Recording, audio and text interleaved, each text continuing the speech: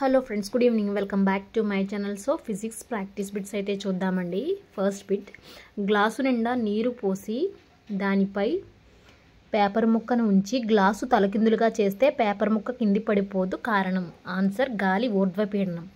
Plastic mineral water సీసాలో వేడి నీరు పోసి మూత పెట్టి ఉంచిన సీసా ప్రక్క భాగాలు లోపలికి నెట్టబడ్డాయి. కారణం? ఆప్షన్ 3 గాలి పార్శ్వపీడనం. సీసా రంధ్రం గుండా నీరు క్రింద పడాలంటే గాలికి డాష్ పీడనం కలిగించాలి. ఆన్సర్ అధపీడనం. సున్నపుతేట పాలవలే తెల్లగా మారడానికి కారణం? Answer carbon dioxide.